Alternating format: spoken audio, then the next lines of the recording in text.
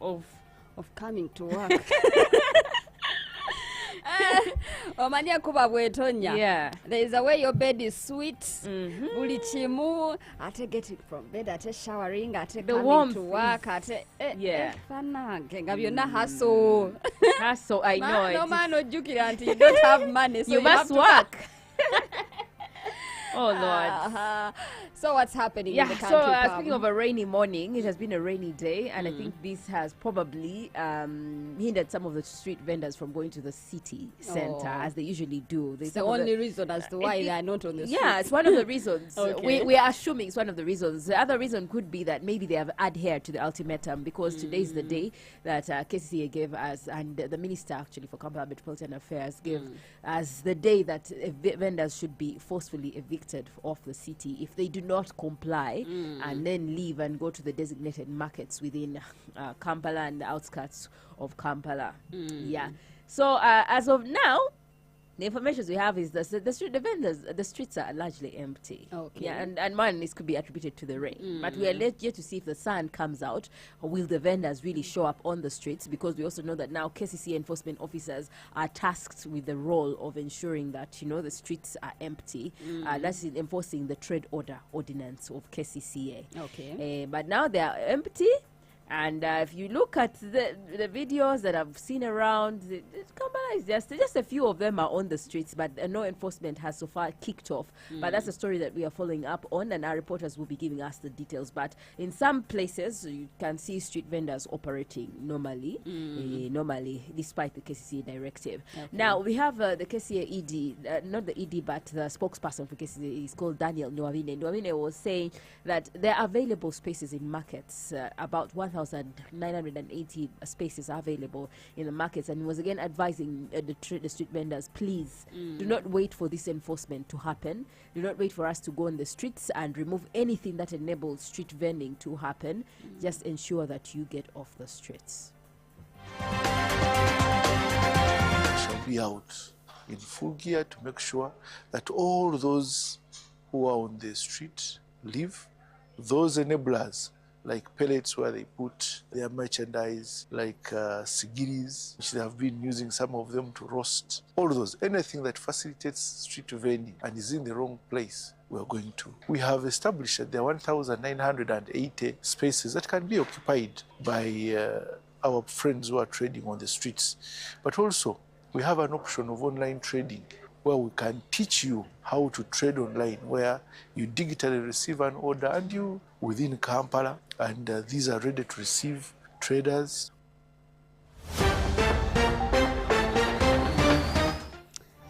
Okay, katulinde tulabe street vendors nga bagenda mu butale buno bwagambye into their spaces, and those markets are ready to receive them.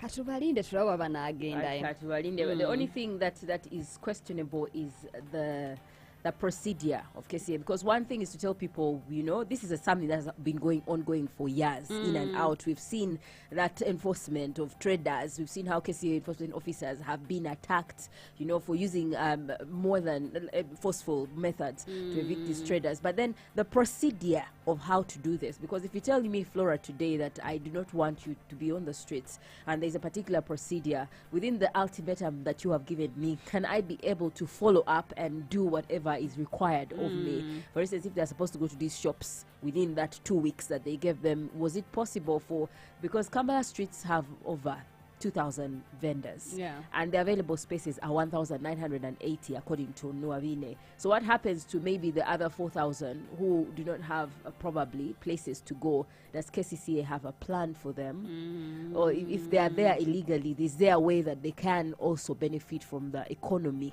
or the social economy of Kampala? Okay. Now, we also have Kasita. Kasita yesterday was giving also a statement on this, and for them, they're actually also threatening to boycott paying trading license for this year.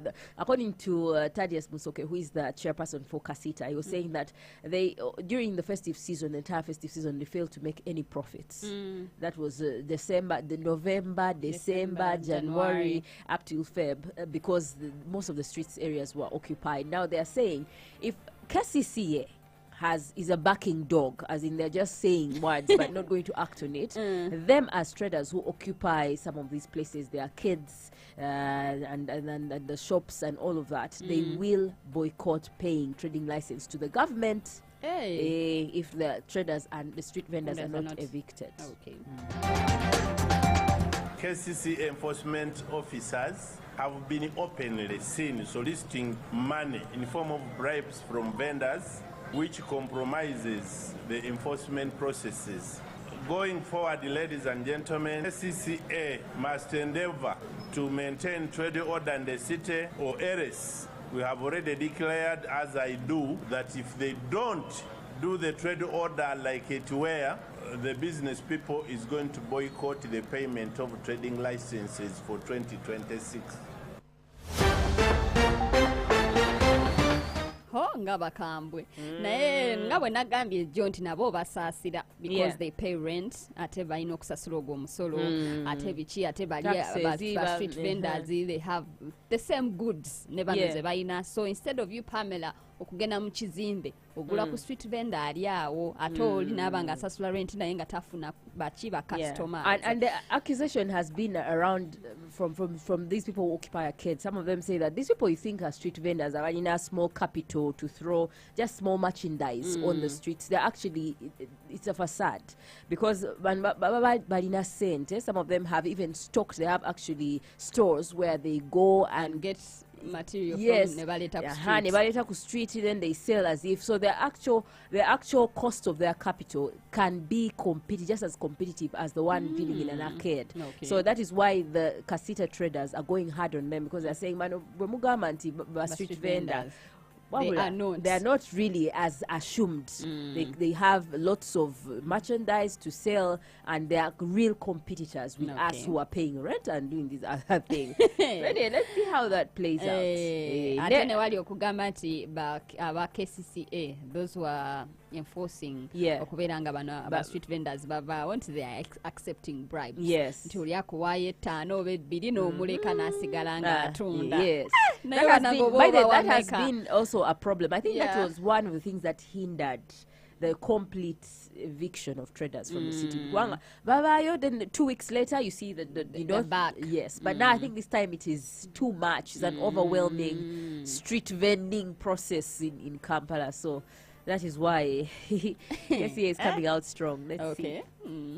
Byonna byakulinda leero lwe tusalawo lwakuba nti enkuba etonye. I wish it was not raining ne tulaba oba banaagendawo ku street oba just nabo batyamu ng'abantu nti emaali yange bajja gitwala kangende mu katale nkole ekimbeera eyo ntunde. So let's just wait. Luwabine said by midnight today they'll ensure that all of these things, those things that are enabling, some of them balina makeshift stalls there on the streets bagenda bujjawo is to ensure that they so effective. Okay.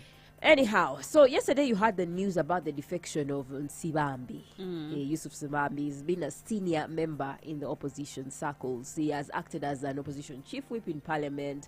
He has been the FDC chairperson for Central. He has been the deputy president for Central. He's been one of those senior people in the opposition. Yesterday officially defected to the NRM, and one of the reasons, actually also as shadow minister for works and transport, one of the reasons that he gave for his defection was that, well, the opposition is not offering anything in terms of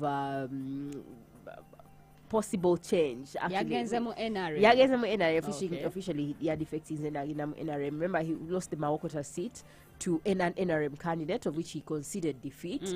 But then again, the last time you saw those pictures that were trending on social media where he appeared at a meeting with the president alongside people like Latif Sebagala.